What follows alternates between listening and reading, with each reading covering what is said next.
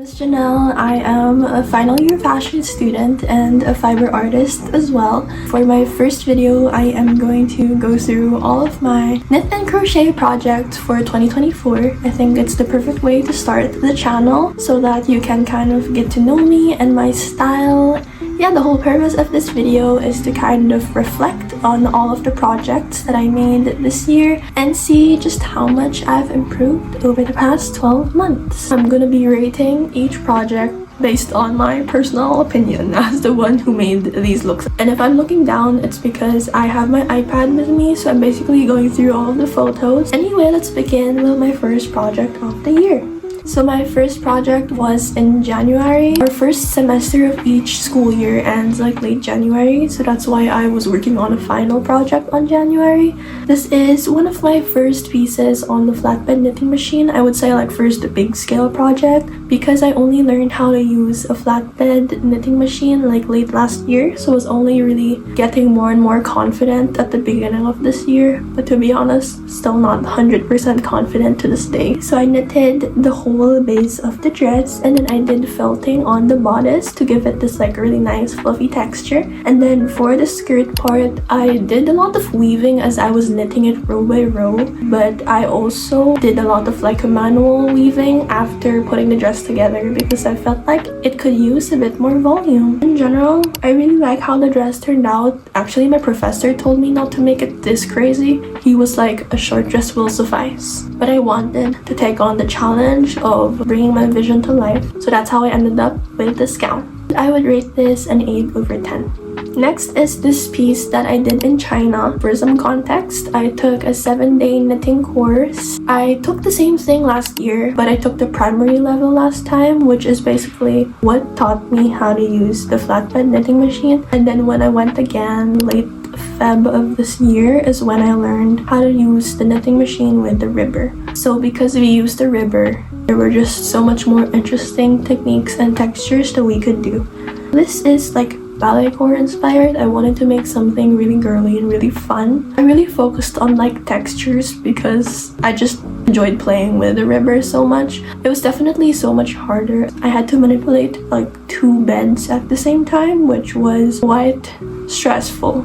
But I was a bit smarter this time around because the first time I took the primary course, I was so focused on the idea of making something good that in the end I like ran out of time because I was just overthinking it a lot. So this time I started early and I would work until late at night, like 11, 12 midnight in the studio. But I worked on it slowly, I think starting like the 4th day until the final day, which is the 7th day, till I finished the look. And given that I was abroad this whole time, I feel like I styled it quite well, so I'm really happy with how this looks. And I think I will rate this a 9.5 over 10. So next is the collection that I did. This is a pretty big project and I started working on it last year, but the show was this year in March. So the collection is called Intertwined, rewriting the end of lives into stories that exist beyond this lifetime. This is a story of hope, explores the limitless possibilities that may come after one passes, as a way of coping and grieving the loss of loved ones. Basing it on that short summary, the collection is very personal, very emotional, and it really required me to sit with myself and my emotions and process them basically. I think my biggest challenge here was really turning all of the experiences and ideas and emotions into something tangible, especially because it's not the easiest like emotions to deal with. So I think that was what made it challenging for me. But it's very special about this project is number 1 is personal and number 2 is very intuition based. And by that I mean instead of planning the looks out down to the very last detail, I was a bit vague when it came to planning it, and all of the details really kind of just happened on its own as I was making the pieces, which I think makes it a bit more raw and a bit more authentic, a bit more spontaneous, I think is the word. I was given the opportunity to open the show, which I will always be grateful for. But yeah, let's go through the looks one by one. Look 1 is a bodysuit. This is one of the looks that I made the last year, but last year this was just the bodysuit. The leg warmer I did the night before the show. It has always been at the back of my head, but I was just prioritizing so many other things. I feel like the leg warmers definitely tied the whole look together. I first made the leg warmer on her left leg, which is like the full leg warmer. The thing about this is I was just so tired and stressed at this point because, again, I was preparing for a show.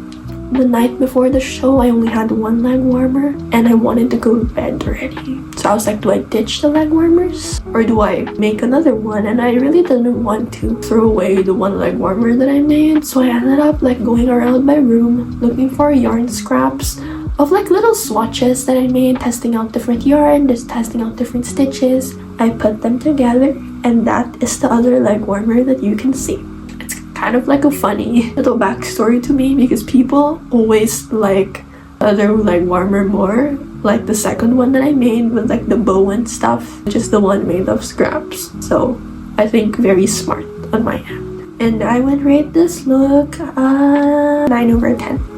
The next look is this short dress. I feel like out of all the looks, this is the very ready to wear one. Like you can kind of go out in this dress and just wear it on like a little party or something. It's not too crazy, not too out there. And the neck piece, my sister actually made that, so good job, sister. The dress is entirely made on a flatbed knitting machine. Again, at this point, I wasn't too confident with knitting on the flatbed knitting machine just yet. And then I embellished the dress with a lot of beads and pearls. I think the vibe that I was going for this dress was like very like goddess elegant vibes. Yeah. And I would rate this an 8/10. Next look is something I started working on last year, and this was actually the first of the collection that I made. So this is a knit and crochet dress. Initially it was like just a bit below the knee, but my professor was like, you should turn this into a long dress, it would make a huge difference, and totally agree. And I'm very grateful for the suggestion, and also good job to myself for listening. Out of the 4 looks in this collection, this is the one people love the most. It has been used the most. It has been on celebrities like Nadine Lustre, Michelle Lee. It has been used on so many different photo shoots. People just love this dress so much, which of course I'm very grateful for. It has connected me with a bunch of people in the industry, so that's really wonderful. And because of that, I would give this a 10/10. And then lastly is my finale look. So initially I had a whole different idea for my finale look, but again, me being me, I was overthinking the whole thing and I was forcing myself to make something like physically big for the sake of making a finale look that was like very eye-catching and just wow. But it was just not working. Like I redid it so many times. I changed the color, I changed the material, but at the end of the day, I just felt like I had to stay true to my vision, like my aesthetic and my vision for the collection. So for this one, I would say the process in general was a bit relaxing because the stitches were so repetitive and I just had to kind of like manipulate the shape here and there. So the way I did this, I feel like this is the most intuitive. Like I would crochet a few rows, drape it on myself, crochet a few rows, drape it on myself. And then the hood was actually one of my mentor's ideas. She basically remembered a look that I had scrapped prior to like planning out my 4 looks. But I had a look that had the hood and she told me that it would be an interesting detail to add, especially since I want this to be my finale look. And I did it, and thank you very much again for the suggestion. I'm glad that she paid attention to something that I had already scrapped and like kind of forgotten, because I feel like the hood definitely made it a bit more dramatic. I feel like this is my favorite out of like my personal favorite out of the 4. So because of that, I would rate it a 10/10 as well. This was a wonderful opportunity for me to just learn about myself, number 1, and number 2, have a good experience on like how fashion shows work. I don't think I've ever worked on such a stressful project prior to this, but I've learned so much and I've grown so much. After the show, it was picked up by Mega Magazine. I was featured in their May issue. We did a photo shoot for the whole collection. I was supposed to do a shoot independently, but because they picked it up, I ended up doing the shoot with them. and they sent me like a Canva with the mood board and all. In the beginning I was a bit confused because their vision for the shoot was very different from my personal vision for the shoot, but honestly I just trusted them because I know that they know what they're doing, and the photos turned out so interesting and so unique. And there's also a whole like write-up and story by Miss Marian. Just thank you in general to everybody who has supported, and just with this whole collection I'm able to succeed in making it look like a very cohesive collection, which was one of the things that really stressed me out in the beginning because I just wasn't sure about how it was gonna look like in the end. But I think it turned out pretty well, especially this being my first time making a collection and first time doing a show. It was also published in Vogue Philippines. They have this really wonderful photo, like this is one of my favorite photos of the collection. I feel like they just captured the details so well, and yeah, there's so many things to talk about in this collection. And so next up, I took a break after that because I was just so burnt out, so I posted this May 17. This was a midterm project. Actually, I do have like projects in between because most of the stuff I show are just final projects, but usually the little projects in between are not garments. This is a garment, so I'm showing it, but sometimes it's like a fabric panel or an accessory or something. Not as interesting, I think, so I'm just showing you the final garments. But this one I made for my midterm, and the prompt was basically Met Gala theme, which is one of the Met Gala themes, which is Sleeping Beauty's Reawakening Fashion. And the way I interpreted the theme is basically like reusing and giving new life to old pieces that aren't really made use of anymore. And basically my idea and vision behind my interpretation of the theme is to give new life to old things. So I took old fabric, old clothes, old materials that I had lying around, and I turned that into a red carpet look, and this is how it turned out. This was super crammed again because I was still like really burnt out from the collection that I made, but it was a fun little project for me. It was actually really quick, like it worked up really fast. I think once I got the idea of how I wanted to execute it, it was pretty fast to actually make. And I'd rate this an 8 over 10. My next project after that was like a week after, because I was just so busy from like making things for school that I made a little thing for myself. This is like an off-the-shoulder top that I knitted with my ribber, like my flatbed machine with the ribber, and I basically did a rib knit but irregular, so instead of it like being a 1x1 or a 2x2, I kind of just scattered the stitches unevenly, which created a really nice texture. Nothing too special about this project. It was also super quick, so I'd give it like a 7.5 over 10. Next project I did after that is this dress, which might look a bit familiar because it is inspired by one of the dresses in the collection. I can't really talk about this dress too much, like why it exists in the first place, but it was supposed to be for something and it was never used, unfortunately. So I just did a little shoot with my friend Crystal, and here's how the photos turned out. It looks really good on her, but I feel like the thing with this dress is it hasn't been maximized. You know, it's kind of just been sitting here with me. I also really like the colors that I used for this dress, so instead of it being like a very monochromatic white like the first version of this dress, the one in the collection, this was a bit more interesting in terms of colors and there is a bit more depth, so I think I would give this a 9 over 10. The next project is still in June. This is a custom look for Denise Julia. So I worked with her stylist Bianca, and honestly they're like really fun to work with. They're super nice people who really appreciate like my craft and what I do. And they asked me to make a custom look. I think this was for a photo shoot. I did this in like 2 days. It was so rushed. But the whole look was made on a flatbed knitting machine, so that made it a bit faster for me. She looks wonderful in it. I don't have much to say, so I'd say this is a 9 over 10. Next is projects I finished towards like the end of July. So these two took a while because these are final projects again. I had 2 garments for finals for the semester. They're from like 2 different classes with 2 different concepts, but I felt like they could work as like a little collection, so I made like a mini collection.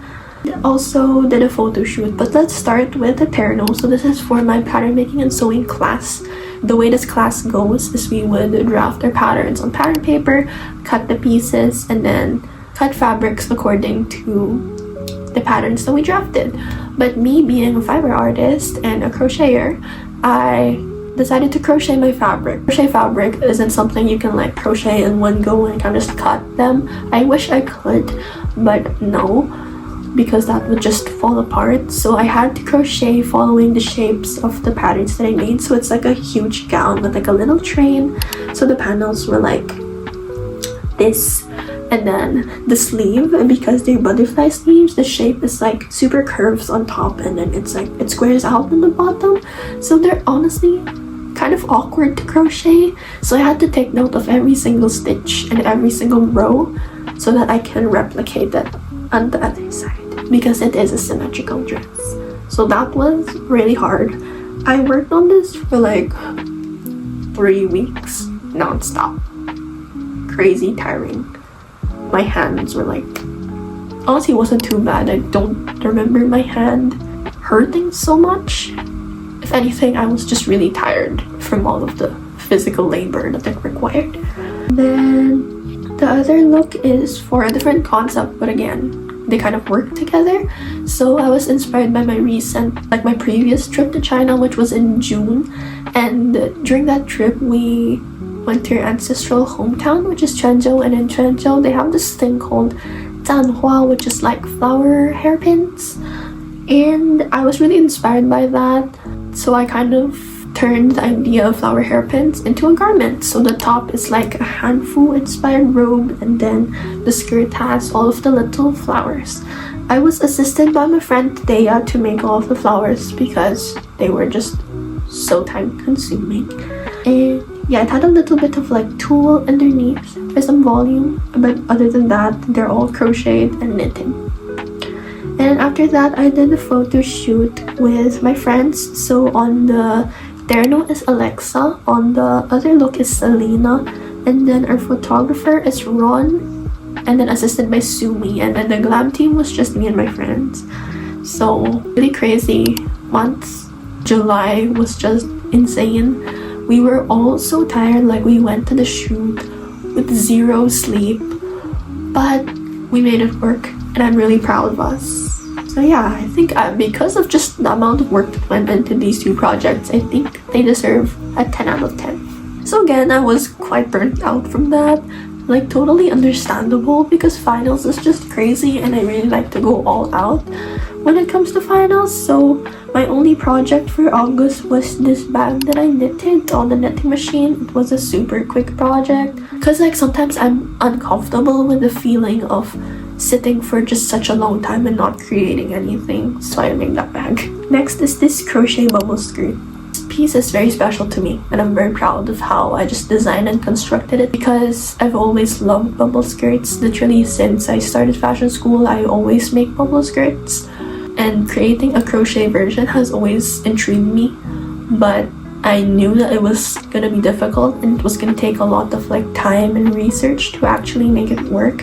And by research, I mean me doing a lot of like trial and error on my own. So basically, bubble skirts are constructed with like a base layer and a bubble layer on top, which has more volume and more material, and it's kind of like pleated or ruched to give that puffy effect. But I know that not all people who crochet have a sewing machine, and not all people who crochet want to sew, and most of the people who crochet do it to crochet and not to crochet and to sew, if you know what I mean. So I really took the time into designing it as one piece so you can make it flat, and in the end there's just one seam to kind of turn it into skirt, and that's literally it. There's literally just one seam, which I'm very proud of because it took so long and so many trials for me to actually get there. but I'm happy that I did. And if you're interested in the pattern, I'll link it below. I posted this back in September 27, but I only published the pattern. So yeah, I've been working on it for months, and I'm happy to share that the pattern is ready. So because of that, I'll rate it a 10 over 10 as well. Next is another like little project because it was fast, but in terms of how much I learned while making this, I actually learned a lot. So a relative asked me to make her a beach cover-up. I knitted it on my knitting machine. I did the eyelet lace, and it was my first time doing something so intricate on the knitting machine that I was also kind of stressed because I had to like transfer stitches every couple rows. So that's what made it a bit challenging. I also have a reel for this one up on my Instagram if you want to see it. But yeah, I basically knitted 3 panels, big back panel, front panel, and then crocheted like a super lacy border. And I super love how it looks. Like, it looks super clean and super polished, so I would give it a 9 over 10. Next is my Halloween costume for this year. I actually haven't done Halloween costume in so long. Actually cannot remember the last time I did. So this is inspired by Carrie's. My idea was to knit like a pink dress, and I did this on a Sentro machine. If you're interested in the process, I filmed it and it's posted on Instagram Reels as well as here on my channel as YouTube Shorts. It's a 2-part series. I knitted it on my knitting machine, and my goal is to show you that you can actually do a lot of things on a Sentro machine, even if it only knits tubes and panels.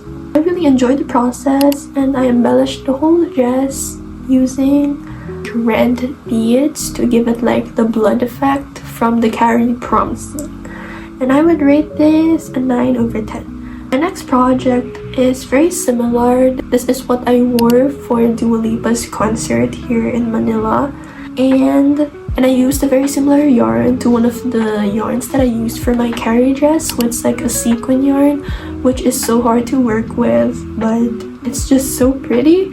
I knitted it on a Sentro as well, and I filmed a more detailed video on how exactly you can replicate this on your Sentro machine. So if you want to watch that, it's also here on my channel as YouTube Shorts and on my Instagram. I would rate this like a 7.5 over 10. Nothing wrong about the project, it's just on the simpler side, I guess, so it gets a lower rating. Next is my birthday outfit. This is one of my last projects for the year. Again, a huge chunk of my projects are really for school because I really like to put my time into big projects, and because I only have so much time in the world, it's more important for me to prioritize school projects. But this one is for my birthday. I threw a little Sanrio themed party with my friends, and of course I dressed up as my favorite, which is Kuromi. I ordered a birthday cake for myself, and I basically made my outfit and matched it to the colors of the birthday cake. So that was so fun. It was just a little small party with just a few friends, took some photos, and I just love how the cake and the outfit matched so well, and the cake was also really good. So I would rate this whole project 8.5 over 10. Lastly, a custom piece, again for Denise Julia. The thing about custom projects is I don't really post them on Instagram.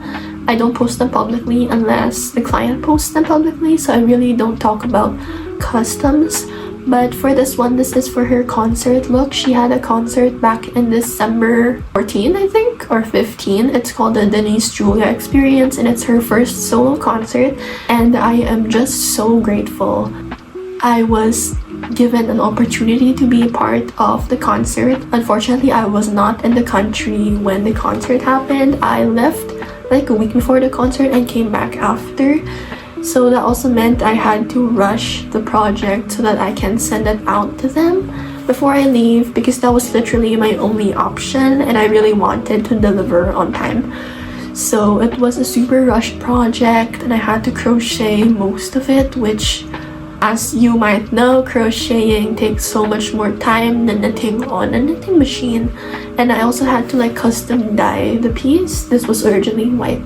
I actually filmed like a little vlog of me making this custom order. I don't know if I have enough footage to actually make a video, but if I do, it will most likely be my next video. So if you want to see that, please consider subscribing. But yeah, always super grateful for Denise Julia and her team, her stylist Bianca. They're such lovely people, and the amount of trust they have on me and my work is just something I'm very grateful for. And also the way they appreciate my work, it's just really nice, you know, because as someone who is still quite young, I feel like a lot of people don't take us as seriously. So being able to work with creatives that are almost just my age, I feel like we're all kind of the same age, it's just really fun and it's a really good experience. So her stylist Bianca sent me a lot of like videos of just the whole concert of Denise Julia wearing my pieces. She wore it to close the concert, so it was for the very last segment of her concert until the very end, where she took photos with fans and stuff. So it was just so nice to see my work on her and on stage. And I would rate this like an easy 10 over 10. Really good opportunity, really good experience, and it just looks so good on her. Lastly, I have this cardigan. As of now, I have 2 panels. I'll probably finish this like early next year, like early 2025. I've been working on this for a while. I started conceptualizing this back in October, but I did get busy with like school and all of the other little projects I did in between. But now that I'm not as busy, we are gonna work on this and finish her soon. But anyway, that is it for this 2024 knit and crochet recap. I actually learned quite a bit about myself and my work in this video, which is kind of ironic, but I actually did. Most of the time, I just tend to like, I don't know how to explain, but like a lot of the time I feel like I'm not doing enough based on how much time I have. Like sometimes I feel like I can be doing so much more, but I'm not, which definitely makes me feel bad sometimes because I feel like I'm not maximizing my potential. But honestly, if you like count how many projects I did this year, it would average like 1 whole look for each month, which honestly isn't so bad given that I have other responsibilities as well. So it's actually something I should be really proud of, and I'm learning to trust myself, to trust the process, and to, you know, give myself a bit more credit, because really most of the time I don't. But yeah, this year was filled with so many fun opportunities, and there's still so many things I want to make and so many things I want to try. And hopefully I can remake this like recap video in 2025. So the next year is gonna be me focusing on my graduation project, my graduation collection, because I am graduating soon. And I'm also documenting that, so hopefully I can share that with you soon. Anyway, if you want to see more of my work, I am on Instagram, and I'll just leave links down below. So yeah, thank you so much for taking the time to watch this video, and I hope to see you soon.